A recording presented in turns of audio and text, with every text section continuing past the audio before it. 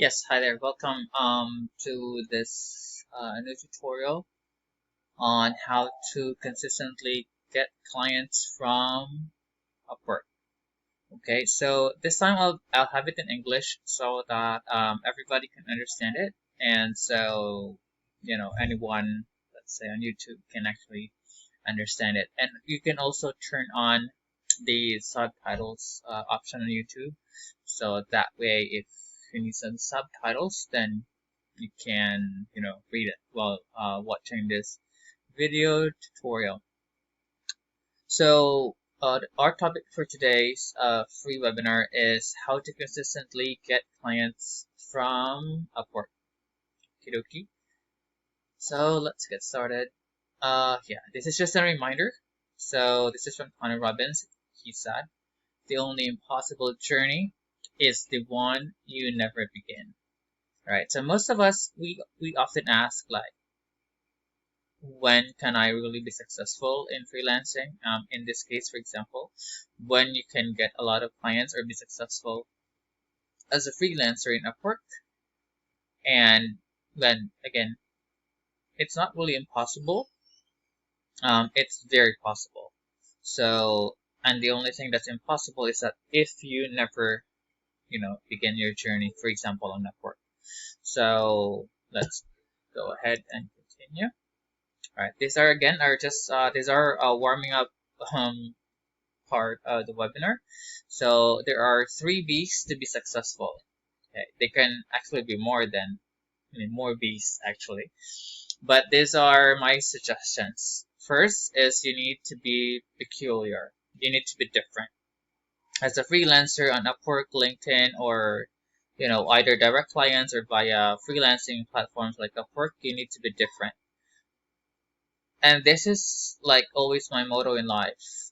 Don't swim, with the others. Oh, don't go with the others. Go the different paths. Be different. Because when you're different, people or clients will notice that you do things different, compared to the others. So yeah, be peculiar, definitely. Always aim to be that one. Don't be like just a regular virtual assistant, just a regular marketing strategist. I'm just the usual Facebook ad guy. Because again, even in social media, Instagram, Facebook, LinkedIn, when you get direct clients or on Upwork itself, client looks for the star, as they call it. They're looking for the A players, the ace players or the A players, the top people or people who can really do things. So aim for that person. Do not swim with the others. I always tell people that I'm teaching, go the different way. Go against the tide, Um, be different from the norms, in other words, fight. Just just try to be really try to stand out from the crowd, in other words, okay? Number two, be a hustler. I don't mean to say that you need to like overwork and all of that. Definitely no. When I say a hustler is someone that really works hard and smart. It should be both, not just work hard because you might be working hard but not earning much, and not just work smart because you might be shortcutting things. So it should be both, work hard and smart, but definitely focus on working smart than working hard, because working hard might lead you to stress and also getting burnt out. So, like, find a career that would allow you to at least work 8 hours or less in a day and still earn more. But definitely, when you're getting started, as long as you have good health, you can go the extra mile, let's say 10 hours a day sometimes. But then again, the the bottom line for me in freelancing is getting time freedom. So work it out where you hustle hard, but for me, hustling hard is really solving bigger problems. That's what I've said before. When you solve bigger problems, you earn bigger rewards, because bigger problems means bigger reward. Lesser problems means lesser reward. You know. So Yep, that's it for that one. Be a hustler. Just really find ways. Like BDO, we find ways. So always find ways. Don't believe that you know that a certain thing is impossible. Always think it's possible, because always remember this: everything is impossible until somebody does it, and be the person who can do things and tell people it's possible. All right. So third is be a survivor. So in any business, even and if you have your own business, even in freelancing, most people, as what I've said before, as well with my students, uh, most of us have the detour plan.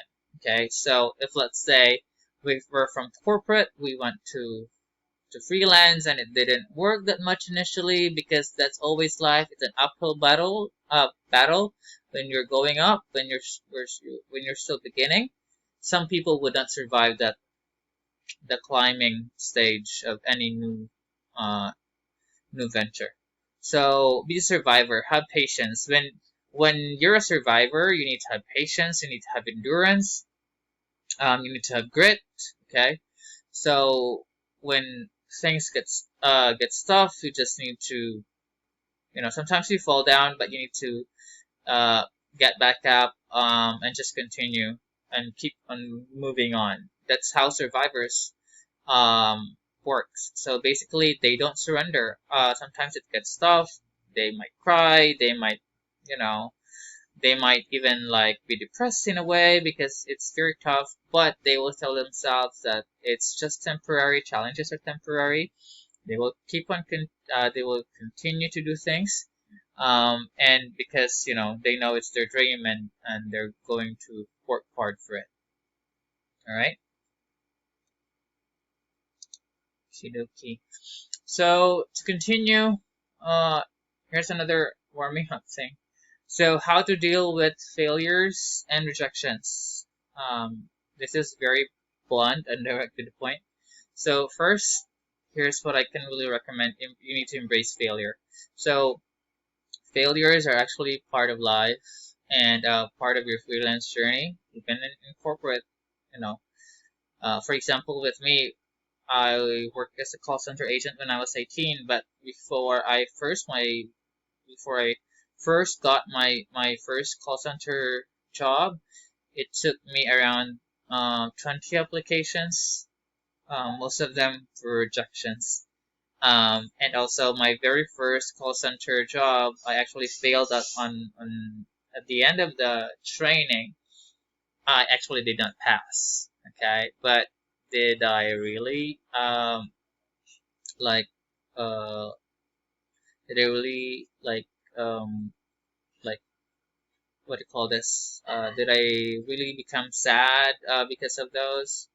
Because of that event? Not really. So no, I just keep going and just keep on trying, because as long as you live, you can keep on trying and trying until you get there, until you get to the success level.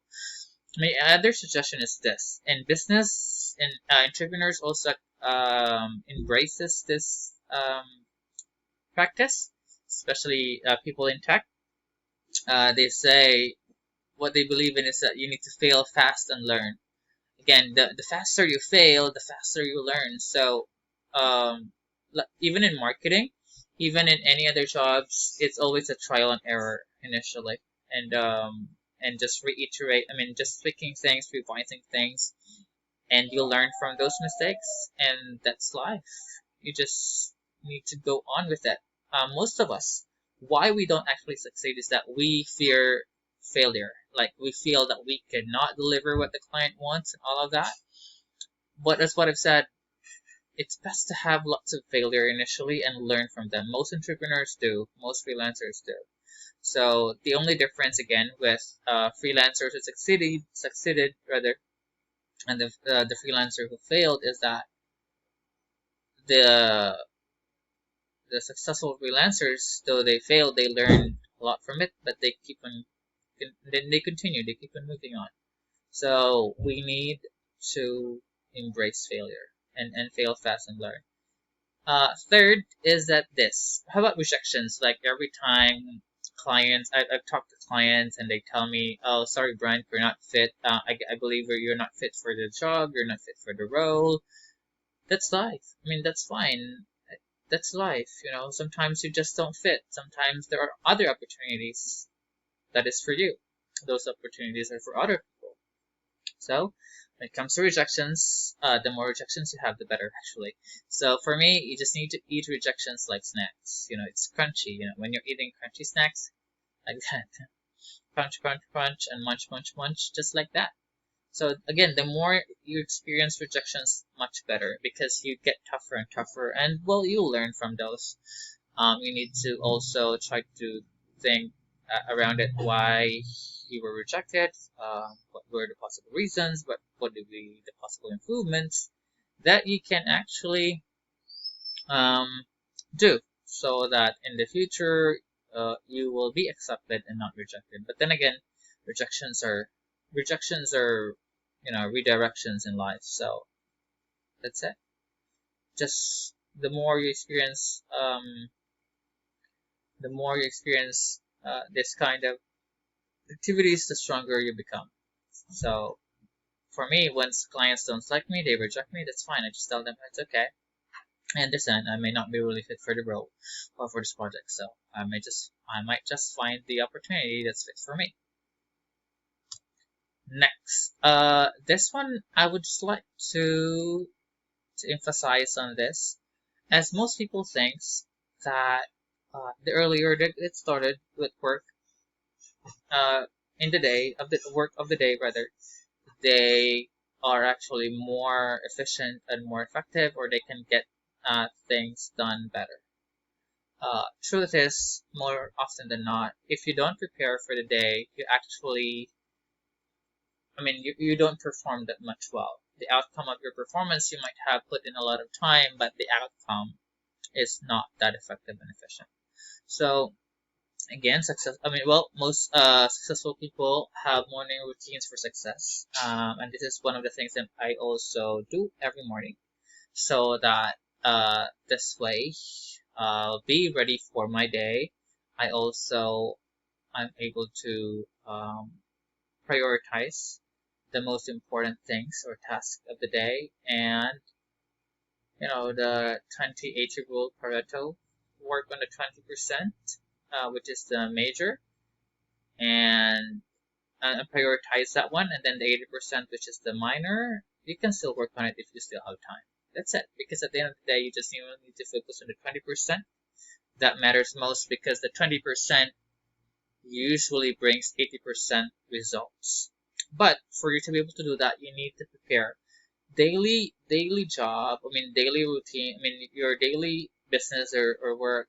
Treat it as like a battle. If you go to the battlefield and you're not ready, then you're already a loser. You will lose eventually. So make this a habit. So this is my suggestion. So after you wake up, to give you clear mind, mentality throughout your day. First things is that this. Most of us, we think and complain of things, but rather what we should do in the very morning after you wake up is that you need to give thanks for everything that you can think of. Your family, your home, your loved ones, nature, whatever.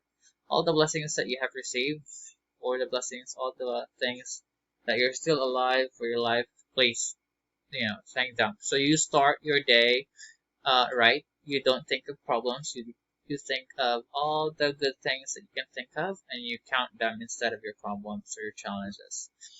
Next is that for you to set your mind pretty well to be ready for the battle of the day. You need to meditate for 5 to 10 minutes at least by thinking about nature, sea, the forest, ocean, animals, flowers, etc. Anything that's calming, you need to imagine that, and that sets your brain, that sets the stage in your brain, to for it to be what do you call this, ready for deeper thinking later on. So you need to clear first your mind. Don't think of any problems, don't think of any task for today, just clear it out first. Okay, so next is that definitely don't check your phones or emails yet, because the moment you check them, your brain will go into fight. Well, technically, yeah, it will go to fight or flight mode. What I mean is that all the tasks, all the problems that you can read in social media and your emails will go into your brain now. Again, don't your brain is not ready for that yet. So after meditation, do a 15 to 30-minute exercise. That's for physical strength. You know, it's good for your health as well. And then after that, take a shower. You can take a bath. When I take a bath, I usually just focus on bathing, just enjoy it, and be present. Don't think again of any other work yet. After that, you eat healthy breakfast. I suggest that you eat more on. If you're vegan, go ahead, go vegan. If you're a vegetarian as well, but for non-vegetarian and vegans, I would suggest that you do this more on veggies, fruits, eggs, and fish to fuel your brain power. Okay, because this veggies and fruits have vitamins and minerals that your brain needs throughout the day. Um, Eggs as well has some nutrients for your brain, if I'm not mistaken, and definitely fish, omega-3 and omega fatty acids. That's also for your brain. That's the fuel for the brain, okay? And also, these foods are proven and tested by science to help you have better mood for the day. I'm not saying you don't eat meat. Definitely eat it sparingly because it's not also good for your body. As per World Health Organization, they're carcinogenic, especially red meat. But you can, I guess you can have it like on lunch or dinner if you like. But on the morning, I would really suggest this kind of food, especially fresh ones, because they give you a lot of brain power throughout the day, and they don't make you feel sluggish. So have a healthy breakfast, definitely. And this one, after you eat breakfast, what I usually do is that I go to my workroom. I read books for 30 minutes, or sometimes I would watch inspiring or educational videos or listen to podcasts. Again, if you notice, what we're trying to do in here is that we're trying to prepare our body physically and also mentally. So after you meditate, take a shower, it cools down your body, you eat your breakfast, it gives you the right nutrients and vitamins to power your brain and your body so you don't feel sluggish, you feel energetic. Next thing is that before you get into work, you need to nourish your brain. Okay, you need to nourish your mentality with good words, something that would uplift you throughout the day. So before, during the meditation, we made it like if it's theater, we kind of ready, we made it like ready for the show, but this time you just need to read the introduction of the show. Okay, so you need to ready the cast of the theater act show, for example, if you have a theatrical show. So yeah, so you need to build the foundation for the day. Your mind should be ready for all the challenges for the day. And lastly, after that, after you set up your mind to be ready for the challenges for the day, you nourish it first. Then that's the time that you check your emails, and what other things you need to check. Check your calendar.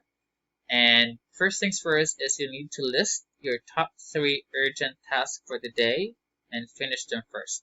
Again, top 3 urgent tasks for the day. So make sure that those 3 tasks are the ones that would really affect the outcome of your day, and put them on the list. Finish them first. Once you're done with the top 3 big urgent tasks of the day, that's the only time that you work on the 80% minor stuff. So that way, every day your life is organized, you are more efficient and more effective, and you get things done better.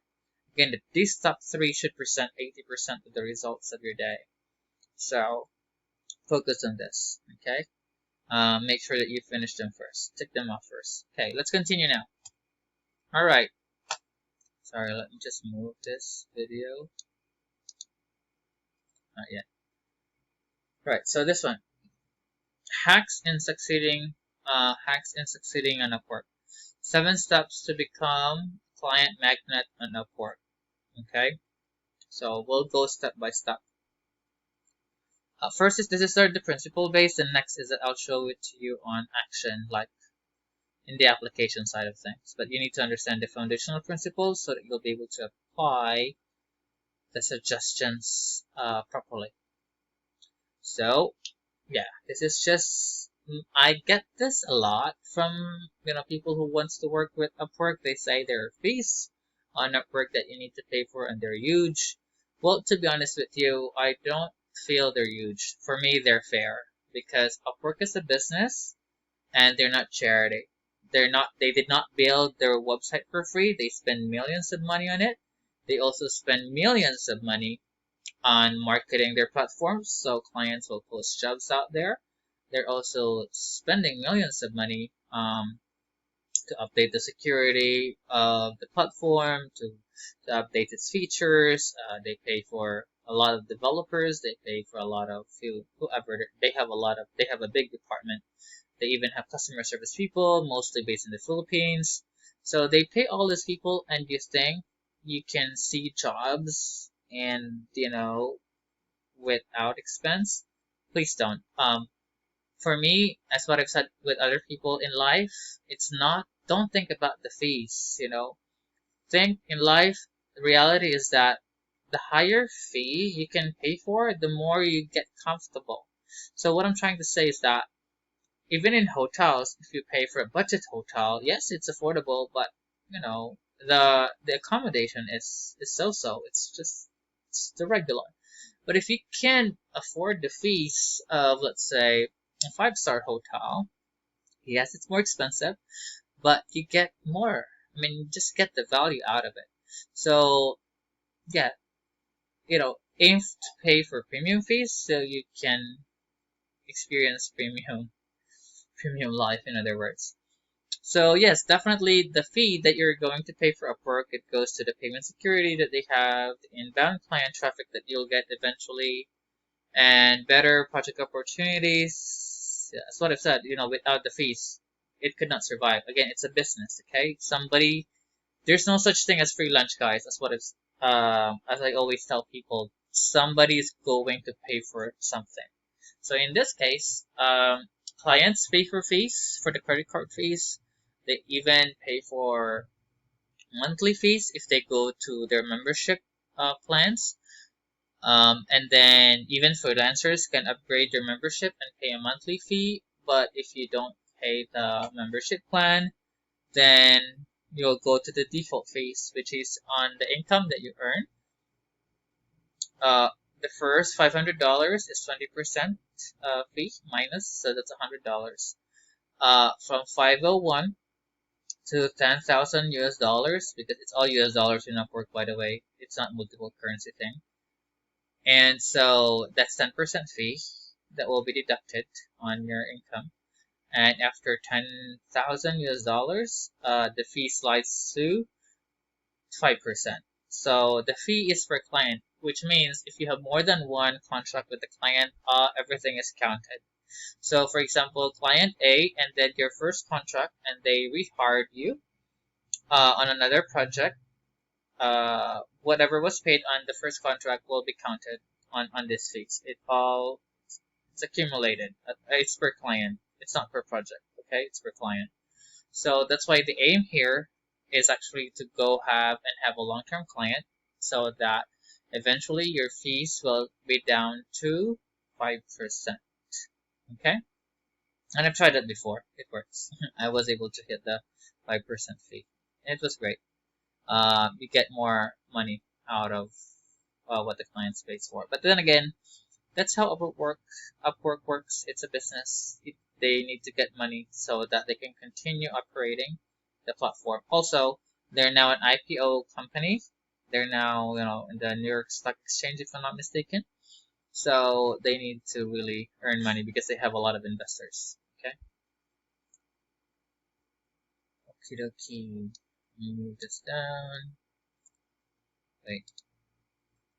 Sorry. So step one, if you are in marketing field or even other fields, case to case, as of now, to be honest, Upwork with auto disapprove, especially for example, if you're from the Philippines, and then you choose the category of virtual assistant or customer service. There is a lot of profiles on Upwork about customer service and virtual assistants, and so primarily from the Philippines. So they're trying to what do you call this? They're trying to make a balance for demand and supply. Definitely the supply of freelancers and the quality of freelancers. So as of now, those categories, you'll notice that if you choose them, you'll get auto disapproved.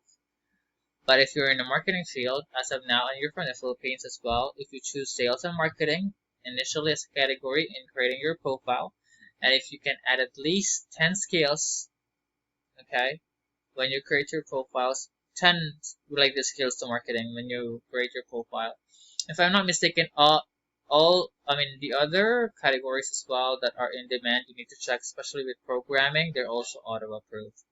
But with my experience, if you choose sales and marketing category, and yet at least add at least 10 marketing related skills, you'll be auto approved on Upwork. But definitely you need to um, finish the setup. The setting up of the profile, like your work history, your profile overview, your photo. Please, yeah, tick them off. Make sure that you need to put all the details as much as necessary that you can, so that when you submit it, it's auto approved. Okay. Again, this is so far in my experience. If you choose sales and marketing, plus 10 skills are added that are related, then when you submit it, your profile will be auto approved. They use an algorithm right now to auto disapprove some categories, especially if you're from the Philippines. Okay, from other countries, case to case. But then again, if you would like to know which categories will help you get auto approved, more likely you need to check the latest skills report of Upwork. See which skills are in demand on Upwork, and there is less supply of freelancers. Usually, these are softwares, these are sales and marketing. What else? Web development, like that. Yeah. These are sales and marketing, and let's say programming are one of the most in demand and less supply of freelancers. That's why, as I notice, they're auto approved usually. Okay. But please be honest as much as possible. That's why I ask people to learn marketing if they want to, or to learn any of the in-demand skills on Upwork as an example, so that their profile gets auto-approved. Number two, you need to optimize your profile to show, that's what I've said before. I mean, when we started this way, I said be peculiar, be different. Because on Upwork, you need to stand out. Okay, there's a lot of freelancers out there, so you need to stand out. You need to be, you need to optimize your profile to show how you're different from the other freelancers, why you're the right person to be hired. It's also one thing. You need to show that, and the value that you can bring to the table. Three things. Again, you need to be different. You need to be peculiar so that clients will notice your profile. Second is that in the overview, you need to show why you're the right person to be hired or to work with or to do the project or the job, as an example. And third, on your overview and your profile, you need to put what's the value, what's the pain that you can take away from the client, and the value that you can bring to the table for them. Okay. The value that you can bring to their business. All right. Step 3, choose jobs or projects that are more challenging. Again, most people would say, I like this because it's easy. Most easy jobs will not work nowadays, again, because of supply issue. There's a lot of freelancers. If you work on the low baller, virtual assistants, customer support, tech support, all of that, those are low baller. Most of them pays like $15 or below, $10 or below. There's a lot of people swimming out there in that space. There's a lot of people who's trying to compete. You'll see that. They will have 40 applications, 50 applications. So do you think you can stand out on that 50, 20, 40 applications or proposals, they call it? I'll show it to you later. Unfortunately, no. One of my secrets on Upwork is that I choose the challenging jobs. Sometimes I don't really know how to do them, to be honest. But I have a background how to do them. But how to execute it, I don't really know. But, that's what I've said. Challenging jobs, usually in Upwork, more likely you'll see this. They have less than 5 proposals. Again, less than 5 proposals. So it means it haven't reached even 5 proposals. It could be 1, 2, 3, 4. So do you think if a client sees 4 applications, 2 applications, you've got better chance of standing out or being invited to be be hired or be interviewed? Yes, you do.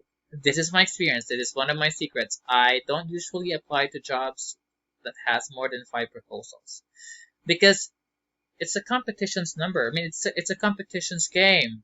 The more I have, I have actually did recruitment for my clients before. I was able to access their client account and did a bit of interviewing and hiring on Upwork. And when I did it myself, I just there's a lot of applications. I just run through and I just do like eye reading thing and skim things and just choose the great people based even just on the preview of their profile. I don't actually check the entire profile, just the preview of it. I can really judge. I mean, I do it that way. I just skim it. But if, in my experience, if there are only 3 or 4 applications, I would usually check the entire profiles and read them and choose the best. So that's why I said really choose challenging jobs, solve bigger problems, and only apply to those jobs that have less than 5 proposals because you have greater chances of getting interviewed and getting hired. And that's one of my secrets, really. Because client would just tell me, yeah, thank you, I'm impressed with the interview. I actually I'll be interviewing one more guy, so there's just the 2 of us, and I'll give you my decision after that. See? How much competition do you have? 1, 2, 3. Wait, 1, 2, 3. Yeah, because usually it's 4 or less. Compared to applying to those jobs that are easy and like have 10 applications, 10 proposals, 15, 50 plus, that's worse. So that it's hard to stand out. Again, most clients don't have the time unless they have a recruiter who seeks things out. But as what I've said before, that's a lot of if you're in a sea, there's a lot of fish that you need to swim with to get noticed by the fishermen and get hooked by the bait and be chosen, for example, if there's a fisherman. But if you're the only one swimming out there in the sea, or just 2 of you, 3 of you, if the fisherman throws his line into the sea, more likely he'll catch you, right? So that's one of the key things here and techniques. Next, read the job or project description thoroughly. Again, thoroughly. Most of us, we're just so timid. We're just so, we don't have the patience to read through things, and we just apply. We just skim it. We just read a bit of sometimes the job. Some job descriptions are actually pretty long in Upwork. But here's the thing: most of these jobs they have the special instructions mentioned. Okay, you need to follow it. For example, some job descriptions or project descriptions would say, mention your favorite color in the beginning of your cover letter, as an example, or type the word "I am the best" in the beginning of your cover letter. And then they would say at the bottom of it, you need to do that on your cover pitch or your sales pitch to them because they want to know that you have read the entire description. Also, you need to read the description thoroughly and follow. I mean, thoroughly definitely, because for me, that's why I usually get their attention when I pitch on projects because I would really like mention some of the things they mentioned in job description. So it shows that I've read the job description and I do acknowledge some of the things they've also mentioned in job description. So it means I do care about the job. And, when you show care to these clients, usually they would reciprocate it. Okay. They would give it back to you. If you care for their business, they would also care for you. And that's one of the things in Upwork. Most clients that I have talked to, they usually would like to work with a freelancer who really cares about their business, who wants to really help them, and not just there to earn money. Because money, again, is what I've said also usually with my students, that money should be the byproduct. The first thing that you should do is to fulfill your purpose, and that is to help entrepreneurs and business owners, and especially helping them growing their business and saving them some time so that they can focus on what matters most rather than just doing these things can actually do for them. All right. Step 5, you need to submit a head turning. Check the adjective. You need to submit a head turning and irresistible job or project pitch. This is also one thing. Most of us, we would copy and paste cover letters, templates, and they don't even acknowledge some of the words or some of the things the client mentioned in the job description. It's just a waste of time, I tell you. Client knows if you did it like, purposely, or if you really read the job description, or if you're really there to help them by the way you submit a cover letter or a pitch. Again, that's what I've said. It should be head turning. There will be a lot of pitches on their dashboard. Let's say if there are, let's say, 4 people, that's what I've said, less than 5 proposals, right? If there are 4 pitches on their dashboard that they can see right then and there, because that's how it looks like. I've seen it on the back end before. If the first 2 lines of your cover letter or the answers to the questions, because the answers to the questions are more readable as well than to the cover letter content. The cover letter content, they can actually just read the first 2 lines of your cover letter.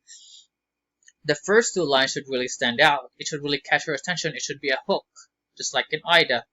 Attention, interest, desire, action. So the attention thing is that you need to create the hook. The first 2 lines of your cover letter should be very, very attractive. It should really catch their attention. So they would click on see more and read your entire cover letter. Also, when you answer the questions, make stand out as well on those answers, because the answers, they can read it right away without the see more thing. So also answer questions very well, because again, they can see only the 2 lines of your cover letter plus all the answers to the questions if there are questions in the job postings. And as what I've said, irresistible job or project pitch. It should be irresistible. It's like when they read it, it should hit IDA definitely. It should hit the attention. You get them a hook. You create the desire. All right. No, you generate the interest rather. You create the desire, and at the end of the cover letter, there is an action. You need to invite them to take an action, to have a call with you or to have a meeting with you. So it's very important that you do this. But I'll show it to you in action later. These are just some, again, principles you need to be reminded of. Step 6, you need to ace the interview or conduct a thorough discovery call with the client. So case to case, some postings are more of a job type. It's like you work as a freelance employee for them. So usually it becomes an interview. You ask them. The client asks you a couple of questions, or their hiring manager asks you a couple of questions, and so you need to answer it very well, and you need to be very interactive and not stiff. You just need to be chill, have fun, and be yourself. Okay, but definitely be a bit composed, especially if the interviewer is a bit composed. But if the client is a bit casual, then be casual by all means. You need to adapt your tone and your your communication based on the client's manner, okay, or the way they do things. And also, some are project based, so you need to conduct a thorough discovery call with the client, okay. So if it's project based, let's say in marketing, I would ask them a couple of questions, and then after that, they would ask me a couple of questions, vice versa. And so I get all those details, because once I know all the details from them, we will go to step 7, which is the last one. You need to create a simple yet clear and attractive proposal to the prospective client, I guess prospective client, for project-based or even job-based opportunities. Some clients would really ask for a proposal, so you need to make sure that you create a simple yet clear and attractive, because some people create proposals that are very wordy. I don't like them. I'm not sure. Some clients, most of freelance clients don't have much time, so don't be wordy unless it's a very corporate client, and so sometimes it needs to be wordy and very long. Okay, so yeah. So this is actually part 1 of the webinar. I don't like to have it, to make it very long for you guys. And so that's the end of, oh, wait, and before I forget, after you send out the proposal to the client, make sure to make a follow-up. Okay, so usually I would ask the client at least 3 to 5 days to create the proposal, and then once I submit the proposal, make sure to follow up with the client. Okay, so on part 2 of the training, I'll be showing to you now in action, what should be done, how we will optimize the profile, how we will find the right job on Upwork, how are we going to pitch, how are we going to do the interview, and I'll also give you access to some proposal templates that I have that you can use, but you need to definitely customize it so it will suit your client needs. Okay, that's it. Thank you for your time, and watch out for the second webinar, the part 2. Have a nice day.